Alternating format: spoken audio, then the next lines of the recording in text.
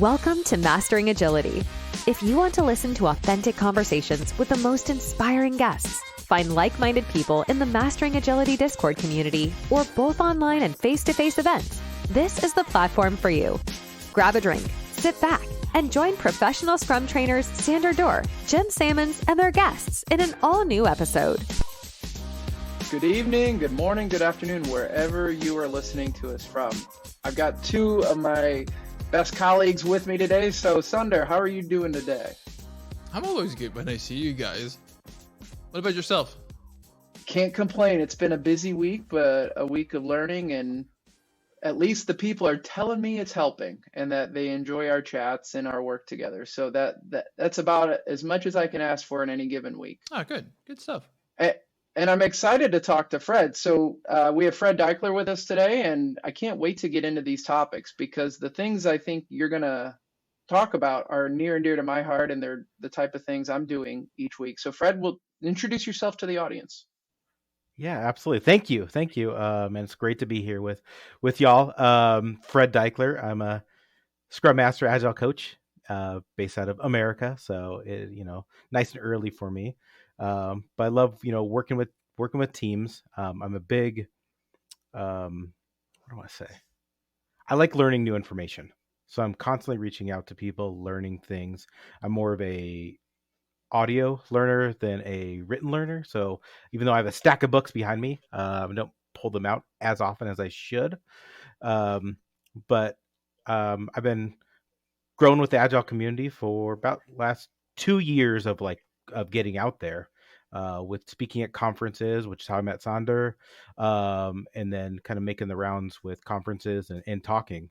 And I found it's really hitting a sweet spot in me. Like, it's something that gets me out of bed Monday morning. And I like to, to bring it back to teams. I like to do that for teams too, is like get them excited about coming to work on Monday morning. It's not about foosball tables and donuts. It's about, working together, with clear direction and knowing what's expected of you, and getting that autonomy to do what you need to do, to get the job done. And so I always like advocating for those things on teams. Something that you mentioned kind of struck me.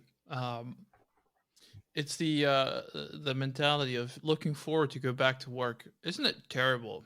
I'm curious about your opinion, your observation. Isn't it terrible that people are working to look forward to the weekend as if that's so much better than having to go to work? It feels so dreadful. It feels like such a heavy existence if you always have to keep grinding every day until you finally have those 2 days off, and then after those 2 days you have to do it over again. Yeah, absolutely. There's that old adage that says if you love what you're doing, you'll never work a day in your life. And when I got into agility, that really rung true with me, because I was a manager in my past life, managing engineering teams. I worked repairing computers, and all those did have those tenets, Sandra, that you're talking about, which is like not always looking forward to work on Mondays. Really looking for that weekend. The weekend was never long enough, and I don't like being in that headspace, and I don't want the people I work with to be in that headspace. If there's anything I can do to help with that environment. Yeah. Have either of you ever heard of the Sunday scaries? No. Tell me about them. No. Your quizzical looks tell me no. So I hadn't either. And I bumped into somebody a couple years ago now, and they were talking about the Sunday scaries. Like, I should know what that means. And it's that sense of dread and fear and anxiety that sets in your belly, like, mid Sunday afternoon, knowing that the next day's Monday, the weekend's almost over. And she's like, "You don't feel like that?" I go, "No, I haven't felt like that in years." But once it had a name, I'm like, I used to. I remember when I was in what I call traditional IT, and I'm doing air quotes for the listeners. Like, when I was in traditional IT, the Sunday scaries were a very real thing. I didn't call them that, but you just didn't want to go into work Monday because you knew it was waiting for you. And then once I got to a certain position in the company, the weekends started to just look like Friday afternoon just extended for 2 more days, because I was getting calls and texts and emails and angry this and nervous this from engineers and customers and all that. But yeah, I think it's great that you found something, Fred, where don't dread coming to work on Mondays. And one question I had for you is, how did you get over the hurdle of speaking for the first time? Because I know a lot of people in our audience, and even our own dear Marge, we've talked about that before. Like, how'd you get over it the first time? How'd it go? I think I'd have to go back probably 15 years. The first time I spoke, it was very similar to um, a transformation project, but it was back when I was working for Best Buy. For those of you who know that in the United States, we had rolled out Geek Squad, and it was this combined idea. Geek Squad was first computers, and then they added in their home theater into the same brand, and so it's very much like a transformation. And I being an ambassador for the brand, had to talk in front of a lot of gentlemen and ladies who spent their day setting up televisions and running wires and walls and doing all this complex hands-on technical stuff. And I was this computer nerd in front of them explaining why they wanted to be part of the culture that I held near and dear. I mean, I have stuff on my wall you can't see, but of the Geek Squad culture, this thing that really resonated with me. And I just got up there and did it. And I was nervous as hell. But when I got done, so many people like thanked me for the knowledge that I had shared with them. And it was from that point I started getting a little bit more comfortable talking in front of groups of people that I didn't know. I did it quite a few talks at other companies, like a Friday happy hour talk on a project that we got done. I still have some recordings of those that I'd go back to, where I just love being on stage. And to make it more resonant with what you're asking, Jim, is I remember I was driving around listening to a podcast. It was the Scrum Master Toolbox podcast, and Vasco, he was advertising for the Online Scrum Master Summit, Online Scrum Master Summit in 2022. And I'm like, I've been doing Agile and Scrum for a while at this point. I was doing some cool stuff, I thought, with automation and Jira and Slack. I'm like, I'm just going to apply to this. I like talking. I think I got a story I can tell, and I applied, and I got in, and it was like, okay. So that was a little bit nervous, and then I took that and I built on that I applied to Scan Agile, where Sandra and I met, and they let me in to do that same talk, and I was so nervous. And I think one thing afterwards, some feedback I got from some friends in the audience, was in the first few minutes, I told my audience people I was very nervous. And they're like, it probably let some air into the room that just like said, okay, he can do his thing. But that's like kind of the long story. Yeah, that creates the empathy, right? Yeah.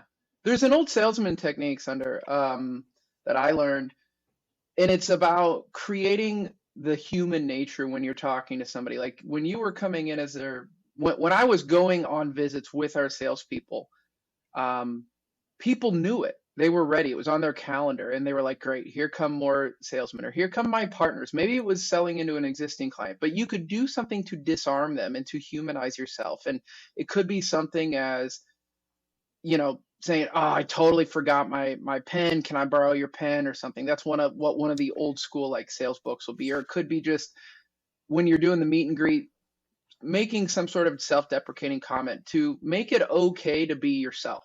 And I think that's probably what the audience is reflecting to you and saying, okay, Fred admitted he was nervous, and that made everybody else have empathy for you, whether they realize it or not. Their brain said, wow, at least he is aware of it, and at least he is confident enough to vocalize it. And I think that goes so far with people. Sunder, what do you think? That's proper leadership. Yeah, that's proper leadership. That's where leadership starts, right?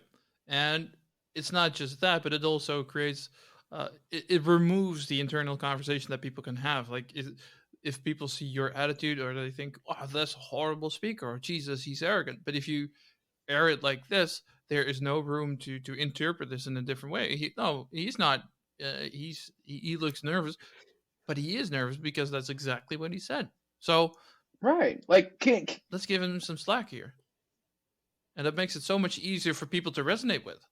I would bet that none of us can imagine anybody we've ever seen on any type of stage, business, professional, or entertainment, that would not say they were nervous at some point. I'm still nervous for all these talks. I was nervous this week when I did a talk on a subject I felt I knew a lot about. I was still nervous because Yeah. a lot of people, they're putting their time into it. So they are trusting you with their most precious asset, which is time. You cannot get time back. And so that's where I feel like I have a responsibility to the people to do best I can. But that transparency goes a long way. I'm curious about this as well, Fred. Like last year in Scanagile, I don't want to keep referring to Scanagile too much, even though I think it's one of the best conferences that I attended last year. Shameless marketing, but it had a proper lineup as well with Diana Larson, Henrik Nieberg, Jürgen Apollo, Chris Stone, Artur Marginari. All those people were there. Super experienced speakers. They've done this hundreds of times. They know their stuff, right? They like the way that they deliver their talks is vastly different than we do it. And to me, that creates both imposter syndrome as well as an extra layer of nerve coming to it. How did you experience that? 100%. I remember seeing Diana Larson. I have her books. I saw her. I knew she lives in Oregon. I live in Oregon. And I was scared to go talk to her because she's Diana freaking Larson. She wrote the book on it. She wrote the book on retrospectives. And the funny story is like we look at 2023 for me and my journey as a speaker, I went to quite a few. I spoke in person twice, did like 4 or 5 online ones. And also I went to a conference just as a participant and in person. And one thing I learned was that speakers, they're just like us in the audience. They're humans too. And so the story for the Diana that makes sense is like, I saw her a few weeks later in Portland at the Global Scrum Gathering in Portland. And she said, Fred, why didn't you come say hi to me in Finland? And I was like, and so now I have a little bit of relationship. But she's so relaxed. It's not, I can chat with her on Slack or through LinkedIn. I know she'll respond to me. She's just another person. But yeah, that imposter syndrome it's going to be there, because I think it's because I care so much about it that I want to feel like I'm worthy of the time that people are giving me, or to share drinks with the speakers. Like the speakers dinner was just such a fun event to see everyone else who's that was so good, who's putting out their ideas. So Dave Snowden commented a couple episodes ago about he just dislikes these motivational speakers, right? Who come to conferences, they do the circuit, and they're so over prepared and all this. And I'm curious if either of you have seen people like that, because after he said that, I was thinking, because one person immediately jumped out in my past history, but there's been a few other conferences that I've been to where there was usually a keynote or like an afternoon keynote, right? Like somebody right after lunch in the big room, whatever it is. And like, I've enjoyed some of those sessions, hearing about a sports person talk about their life, or hearing some other motivational speaker talk about an experience, and almost like a storyteller narrative. But what struck me is I don't remember any of that shit. Like, I remember that they talked, but I don't even remember what point they made. But I can remember the points that Esther Derby was making when I watched her talk about, retrospectives and things at a conference we were both speaking at. And like, I remember other people that made a connection with me on some level. So I'm curious about this motivational speaker thing. What do you think? Have you seen it? Is it a problem? Yeah. What's your thoughts? Oddly enough, Esther Derby is going to be the keynote for this year at Scan Agile. So I've got another question for you, Fred, in a minute for that. I think it's a fine balance also for the organization behind conferences, right? Because as much as I love Dave Snowden, I think he's super eloquent. I think I sucked up to him sufficiently during our episode. He's really smart. He provides good content and beyond good content. It resonates with me. But if you have to fill multiple days with these kind of talks, people will start to zone out, at least with the audience that we have.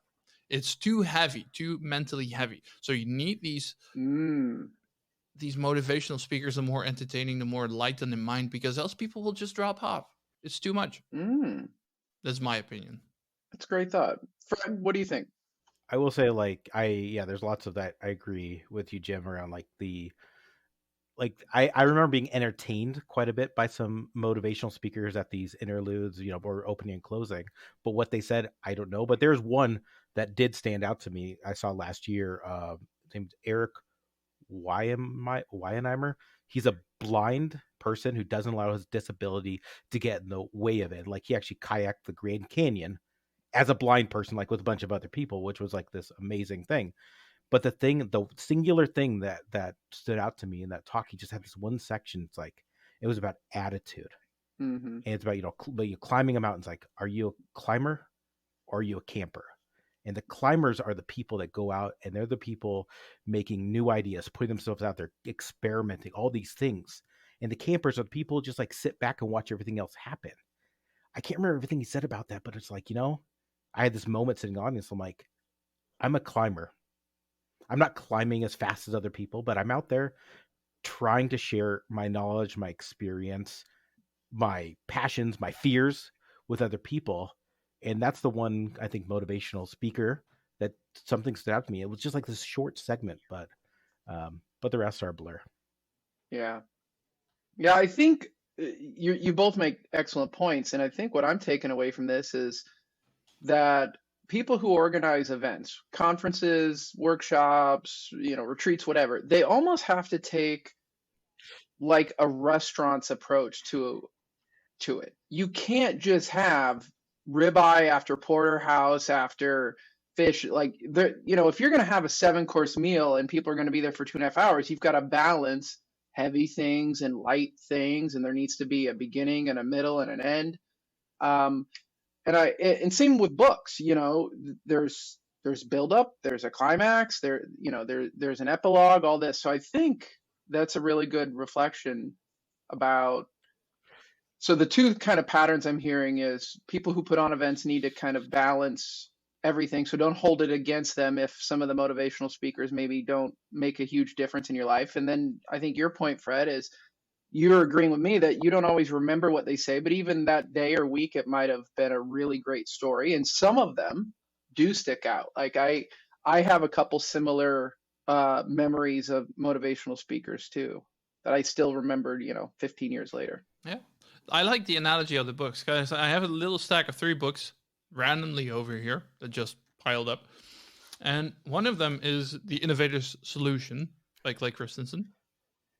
Fairly dry. I would say that's on the Dave Snowden end.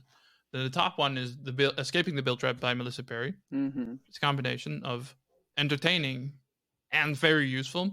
And then you got Creativity Inc. by Ed Catmull, which is connecting that to all the Pixar stuff. That's more on the entertaining stuff, but still highly useful. And I think that's kind of what Dave Snowden was referring to as well. You got the motivational speaker, but also more on the academic level. And it's the same with books. Yeah. I could not read like 10 times or 10 consecutive books like The Innovator's Solution. It's too dry for me. Yeah, I think that's why some of the books that I gravitate to, whether they're audiobooks, to Fred's earlier point, or physical books, are the ones that tell a narrative, tell a story. They have what they call a business fable, but they connect it to ideas. And then some of them will kind of draw a hard line in the book. Like I'm thinking of Patrick Lencioni's model is the first third of the book is a business fable. It's a mostly true, names have been changed, all that to tell a story. And then the second half or 2/3 of the book is, okay, here's all the concepts you just read about. And you can easily connect the two because you still remember the names and the events and the actions in the story. The goal is the same way. The seminal book by Eli Goldratt. I like learning that way.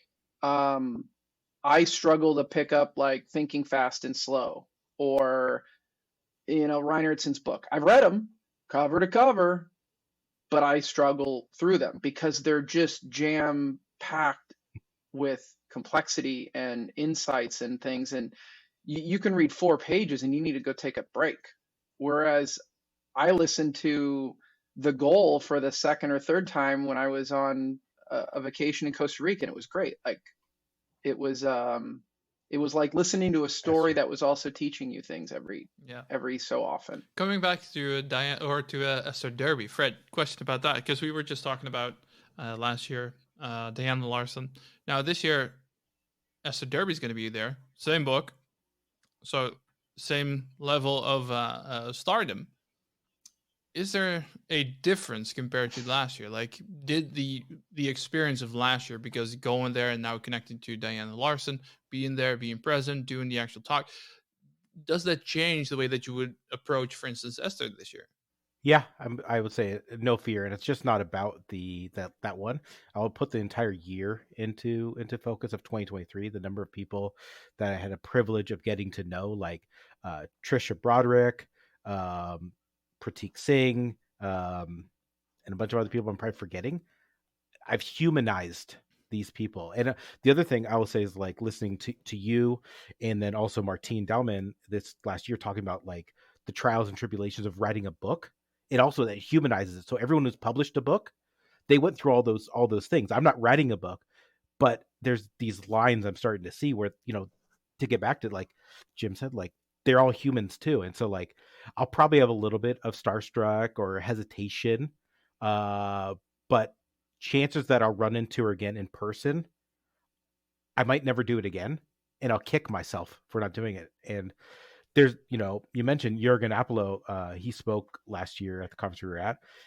I missed his talk because I had a conflict, and months and months and months went by that I had lived with regret for not seeing this talk on his unfixed model. And then just recently, he gave the talk at a online meetup. I watched the recording. I got out of it.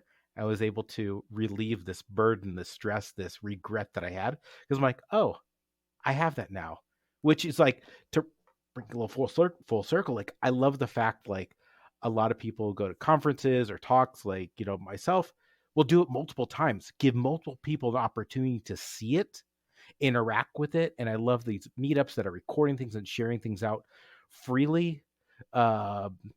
It's just, I don't have to worry about that kind of stuff. And, to what you said, Sandra, to kind of wrap back to the beginning, is like, I'll go say hi to her.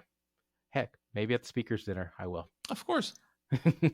But that's the part, and you guys weren't there. I recorded an episode with Tom Siebeneicher as well about public speaking, about a journey that we've made. And I think it's not about speaking itself, but it's also about, like, these speaker dinners, meeting up and connecting, networking with other speakers, and all the stuff around it makes it so enjoyable, but so useful as well, to be there, to talk to other people, to learn from their experience. For instance, like guys like Chris Stone and Arthur Marginari. Arthur is one of the most entertaining speakers I've seen so far. He's so good. He's such a nice guy as well. And that's what I really appreciate about it.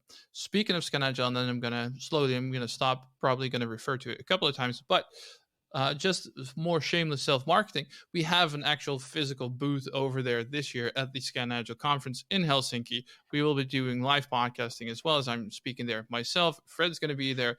Jim is not going to be there, unfortunately. We need to fix that, dude. We need to fix more of live podcasting together.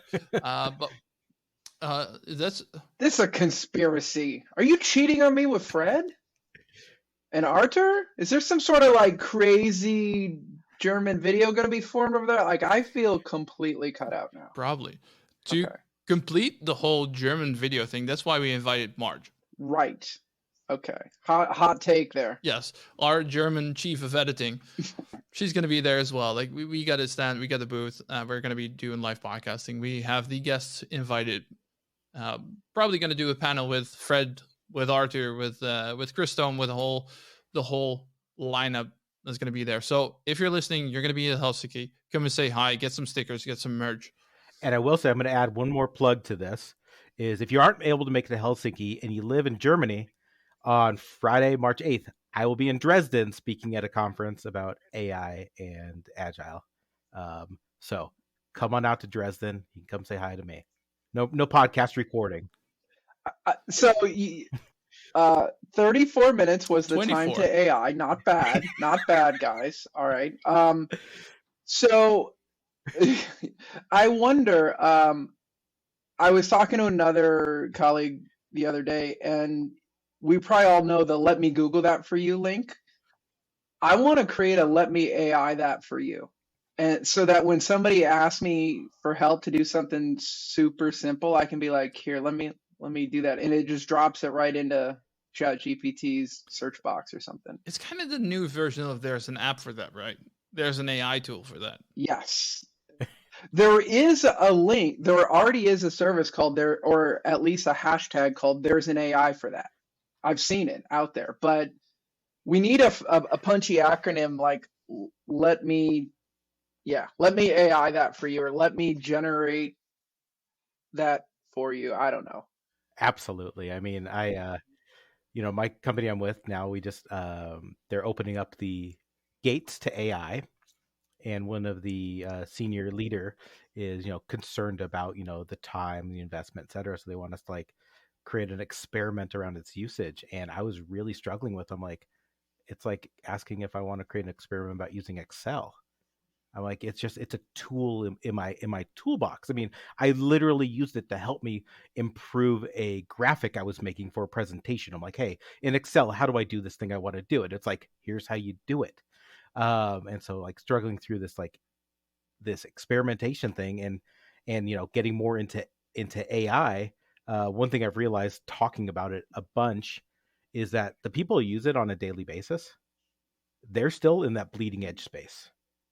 Not even early adopters. I think it still is bleeding Yes. edge. And if you're hearing it from everyone, it's because they're also in that bleeding edge space.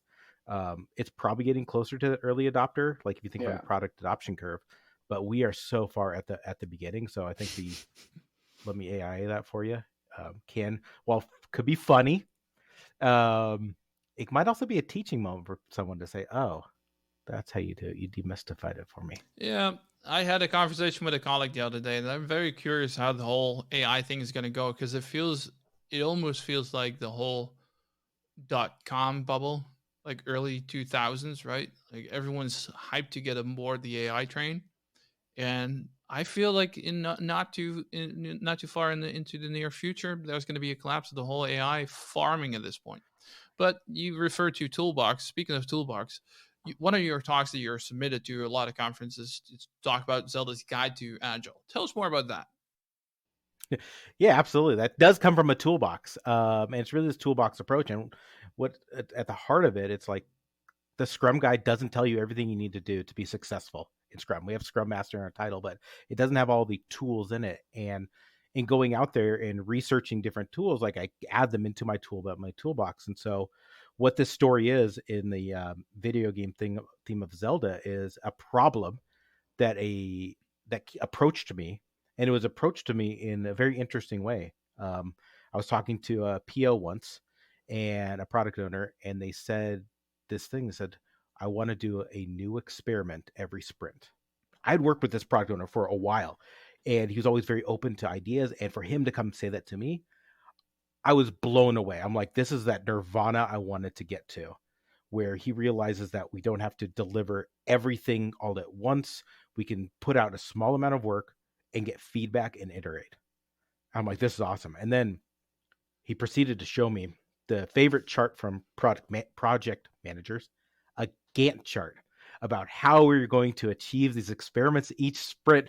And I threw up a little bit in my mouth, but I sat back after a while and I said, this is a customer of mine, a client, we'll say, who has a need.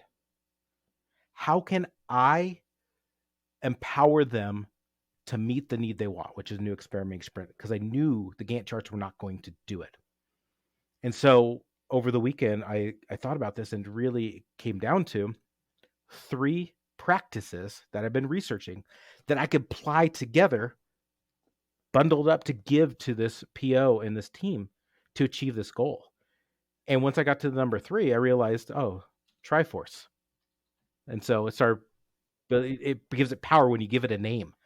And what this was, how I went from the Gantt chart, is there's three specific things I'd been looking at that time. The first one was Monte Carlo forecasting. It's the concept of what you have done, giving you a probabilistic idea of what you might do. When we write up Gantt charts, they're very deterministic. Like, we've done 14 points per sprint. We're always going to do 14 points. Maybe we'll do 15, whatever it might be. But it's very deterministic. But it doesn't factor in the variability of the world. And so it's probable with Monte Carlo forecasting, we're talking about thousands to millions of simulations of what you have done to give you confidence intervals of what you might do. So instead of saying we're going to do 14 because we've always done 14 points or stories, we'll say, I could say, there's an 85% chance, 85% probability that we're going to get 11 stories done. And that's something people can start to wrap their mind around. So instead of just basing this, like doing 14 stories per sprint, it's like, okay, we're going to do 11. So that help with the sizing of these experiments. That's that first piece of the Triforce, is that Monte Carlo estimation. That's great, but as we know, teams don't always deal with 100% perfect stuff. Sometimes there's bugs that come up. Sometimes there's other requests that come in. And at the time, the second corner of the Triforce is a part of evidence-based management. And the part in there that I like to pull out from there, which, evidence-based management, this goal-setting framework based around value, which I love, and it's all over scrum.org. And it has 4 key value areas, and the one that really resonated with me about this problem is the key value area of ability to innovate. So I took a look at that. I said, okay, what is our innovation rate? Our mix of improvements versus defects. And so for this one, say we're doing 11 stories per sprint. If we looked back at the past 3 to 6 sprints, we could say, about 75% of our PBIs or deliveries are improvements, 25% are this other stuff. So now I could take that 11 stories and say, okay, 75% of that's the size of the experiment.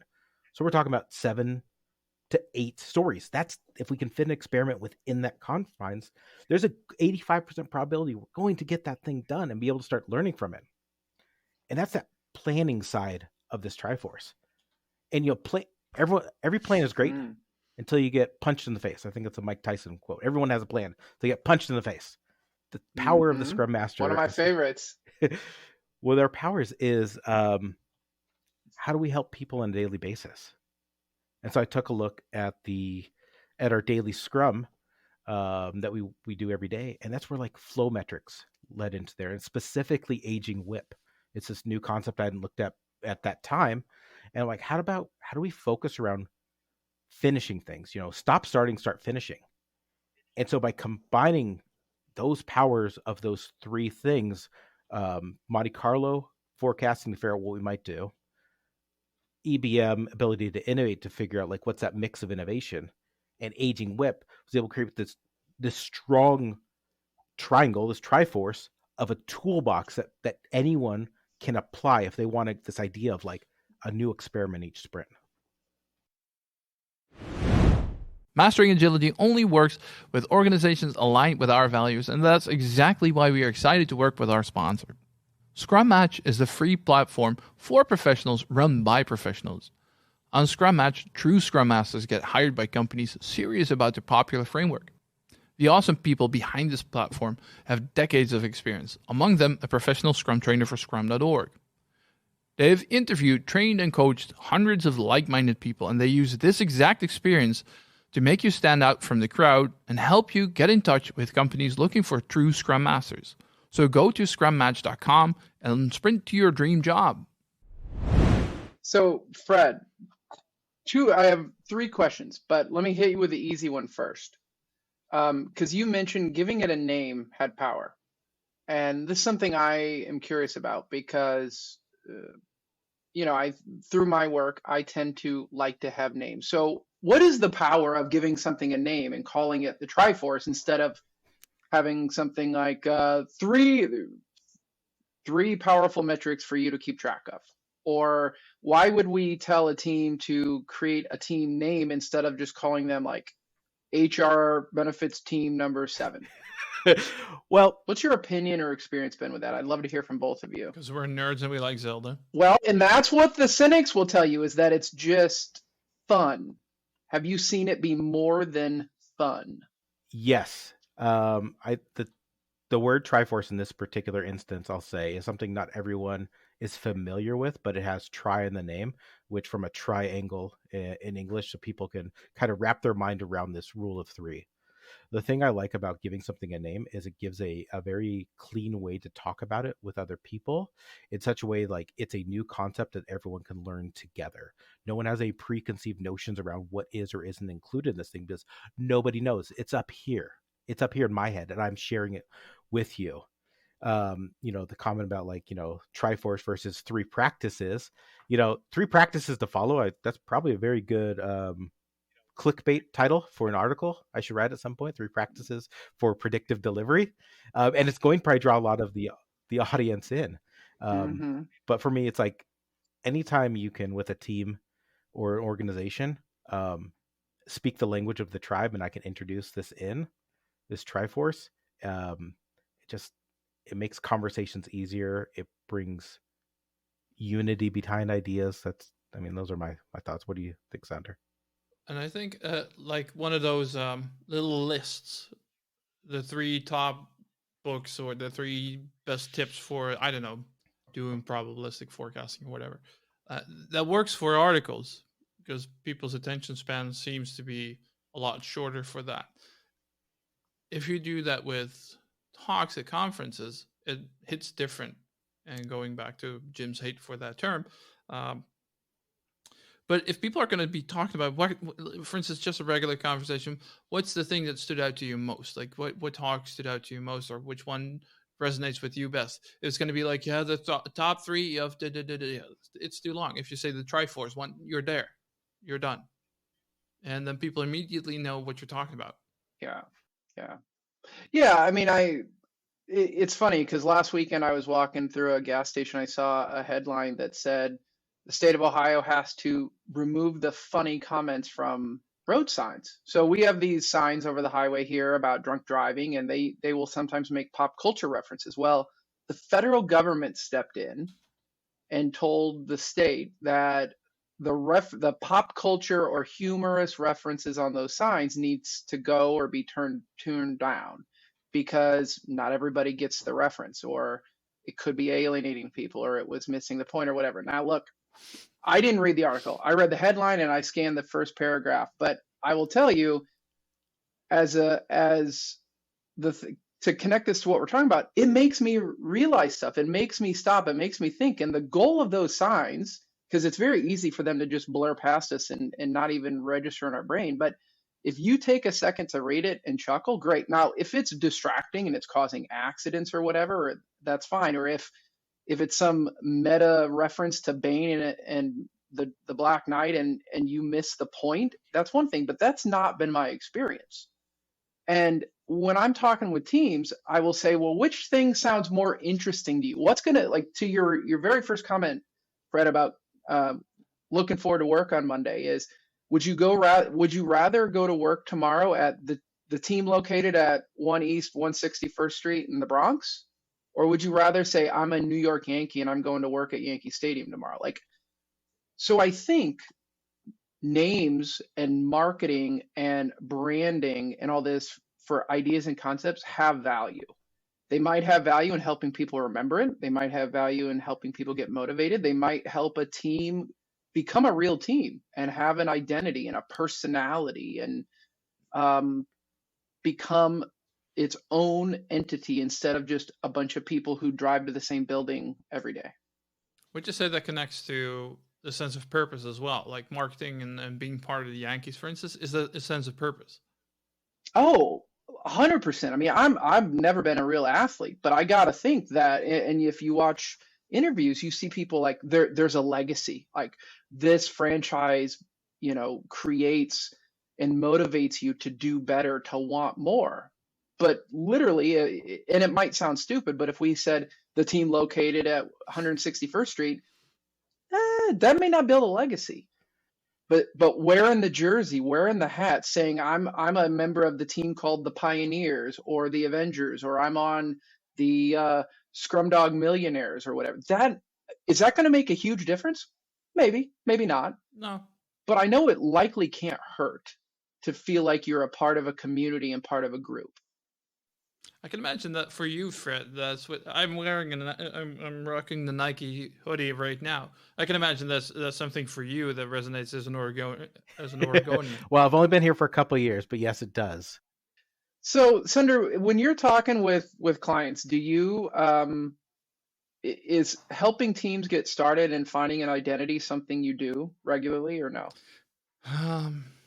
You know what I'm going to refer to, Jim? What? It depends.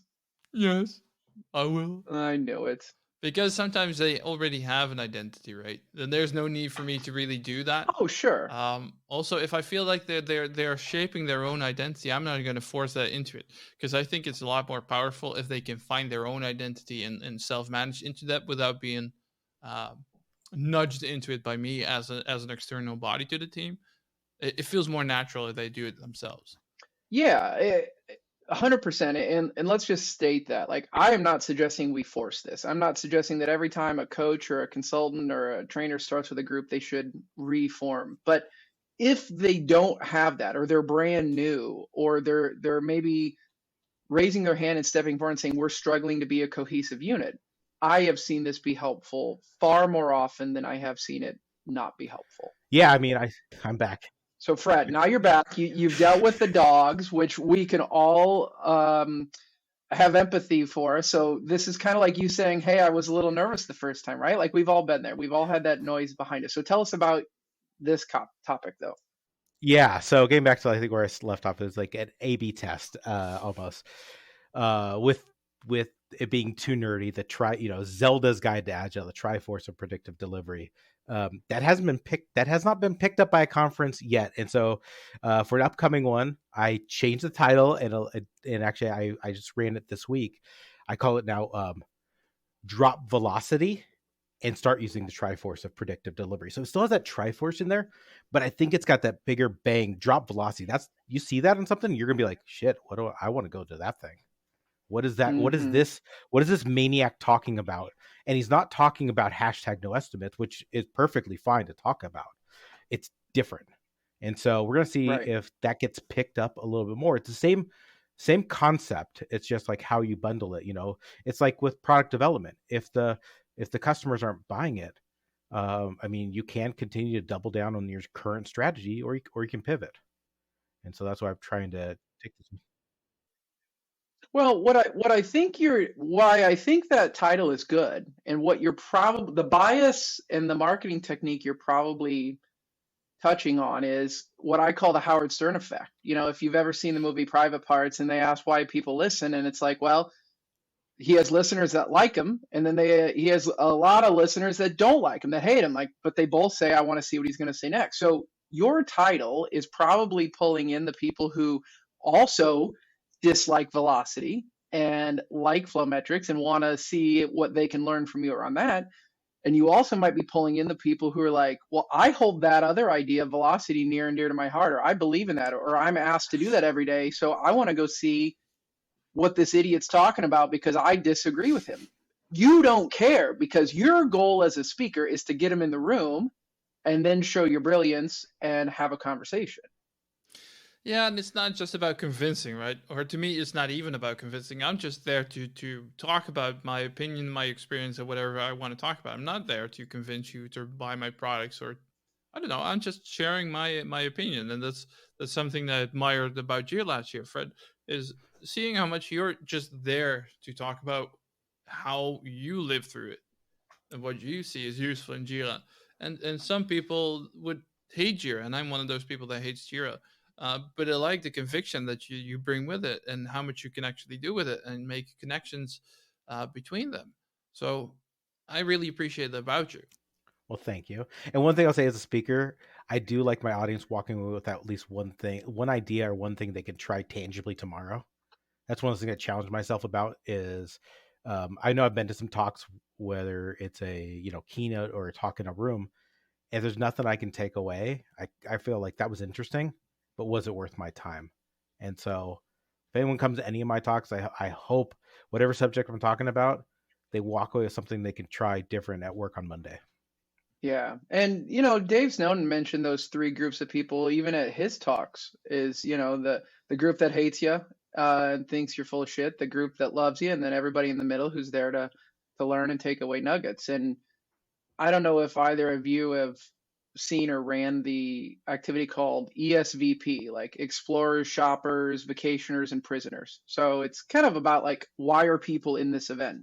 Explorers, they're out and they're just taking it all in, and they're like in a quantity game. They want everything.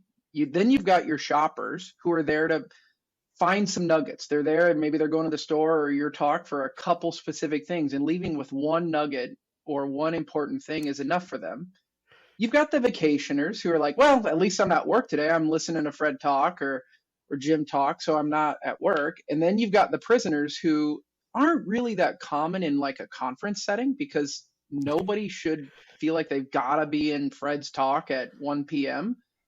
But the prisoners are those of people that are in meetings or events or things we're facilitating that really don't want to be there. And when I was doing a lot of work in Fortune 100 companies, I was running this quite a bit because I wanted to see, A, are people going to be honest and tell me if they truly are feeling like a vacationer or a prisoner? And B, I want to know where people are at so that I can kind of adjust a little bit and tweak my conversation and my topics a little bit. Fred, what would you say is the thing that prisoners could take away from your talk on Zelda's Guide to Agile? Ooh, I love this. Like, let's say, Fred, somebody doesn't want to be there. And here's the most common reason, Fred, that somebody's a prisoner at a conference, because I heard somebody tell me this. I didn't want to go to that, but my boss is going, so I feel like I have to go. So let's say you've got those people in there. So what would you want a prisoner to take away from your talk? I would say, the prisoner should be, when we think back to the toolbox, I'd want them to feel empowered with the law of 2 feet and be able to move themselves out of the room. But if they're in that situation where like a coworker or a boss is there and they won't let them, what I would want them to walk out of this talk with is just the thought how things could be different. Because if they pay attention for a few minutes and to like the backdrop of the story, hopefully they'll find some analogies and say like, okay, this isn't what the Scrum Guide says. This isn't what the SAFe website says. This isn't what everyone else says. This might be different, and it might give them that mental permission to think differently. Yeah.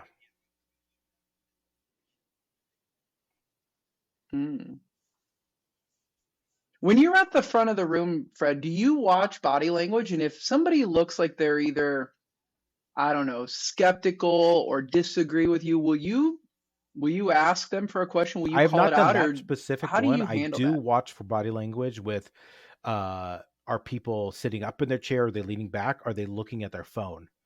If they're in that leaning back, looking at their phone for like extended amount, I will try to amp up the energy a little bit.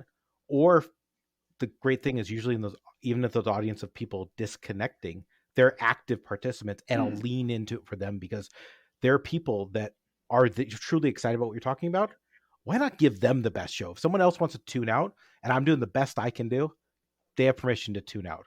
But those couple people in the audience who are locked into my eyes, I'm going to start pointing to them. I'm going to start referencing them. I'm going to start asking them questions. I'm going to make sure this is the best 45 minutes of their day. So they go, hell yeah, I love that. Bring Fred to many more conferences. Or have him come to my company and talk to us. Yeah.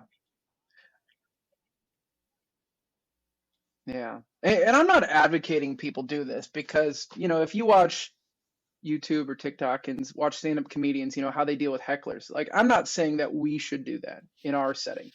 But I am thinking, and the reason I asked the question is I was speaking at Scrum Day Philadelphia a couple of years ago and was talking about some of the type of things you're talking about where I was kind of busting some myths, let's say. And I could visibly see this one woman in like the second row that I couldn't quite tell if she was loving or hating what I'm saying. And it was a smallish room. I mean, we're not talking about a ballroom with 500 people. And I said, it looks like, ma'am, like what I just said resonates with you. Do you have a comment? And she goes, I don't think that's right.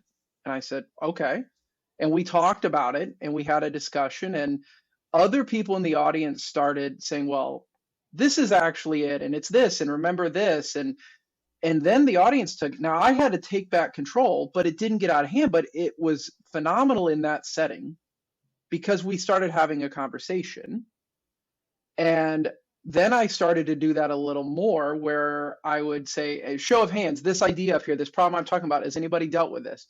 Bunch of hands go up. I pick on somebody. And I'm like, tell us, how did this look for you? So the only reason I ask is to say, I don't think that speakers, because we're talking a lot about Scan Agile and all that and content and the Triforce, is you shouldn't try and convert everybody. Sunder mentioned it earlier, right? Like, you're not there to convert, but knowing why you're there, I think, is important. Like, would you say, Fred, that you're there to educate? Are you there to motivate? Are you there to entertain? Have you thought about it, maybe?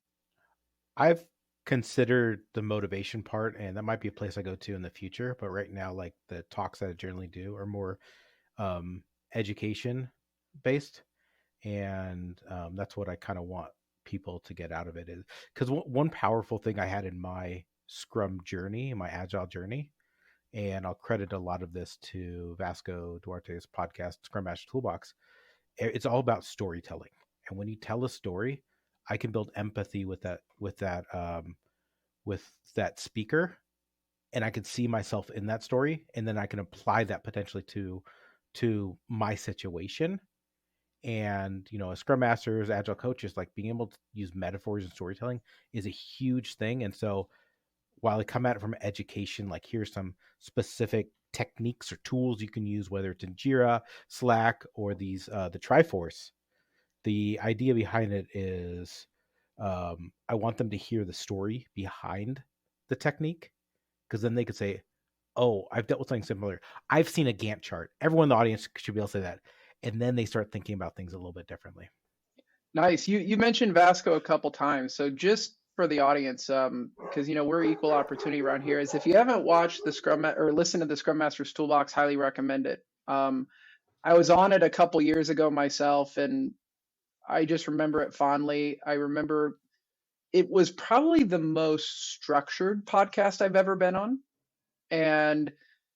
But I also enjoyed having to put a little bit of thought together. So for those of you who don't know, Vasco sends you some questions, and he sends everybody the same kind of format. He's like, think about these things. And it's not really to get you to just get on the recording and read. It's to prompt you to think about your responses to things so that you're not thinking about them for the first time. And I just think that's got a lot of power. But I also love every time I jump on the recording with this guy in the Netherlands, and he's like, let's talk about this. And I'm like, cool. So I think both have value.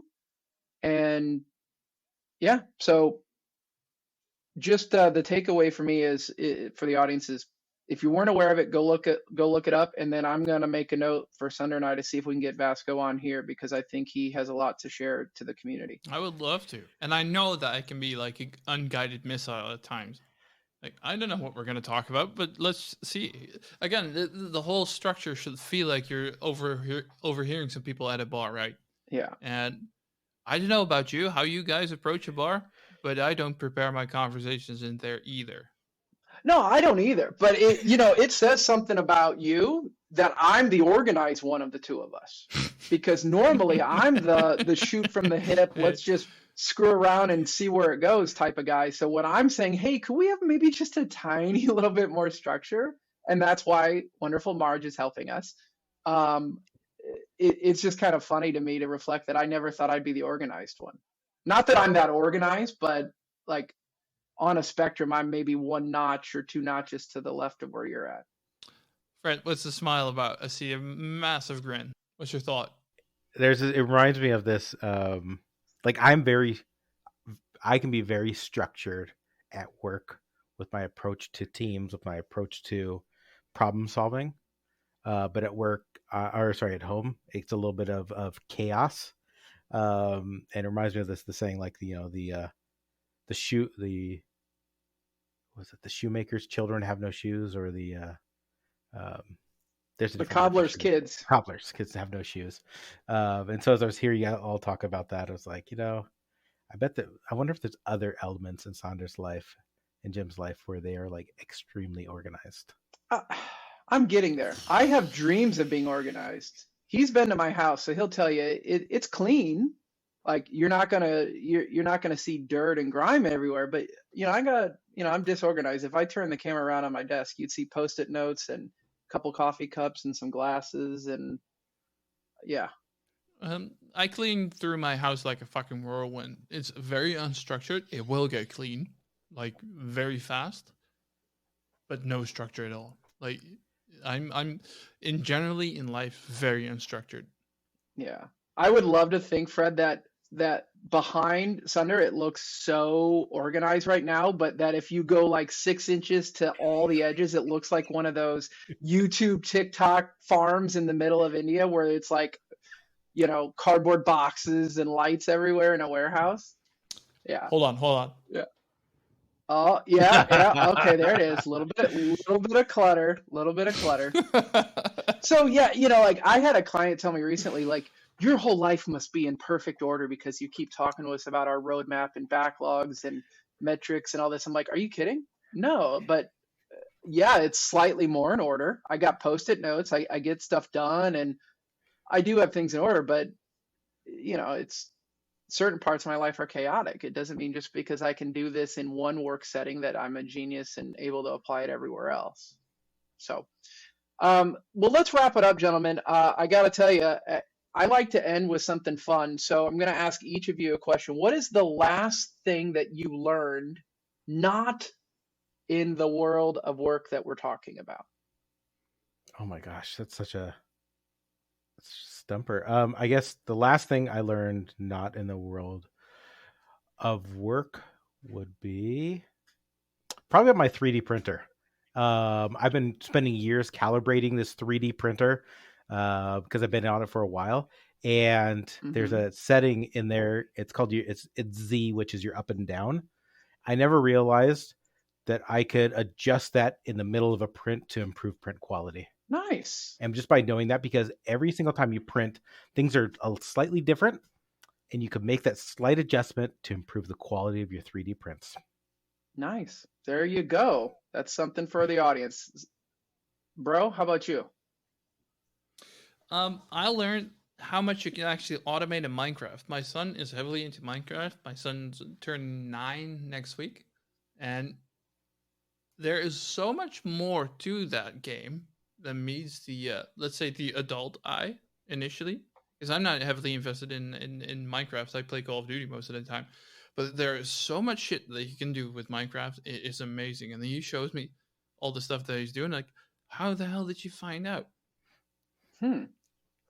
That's awesome.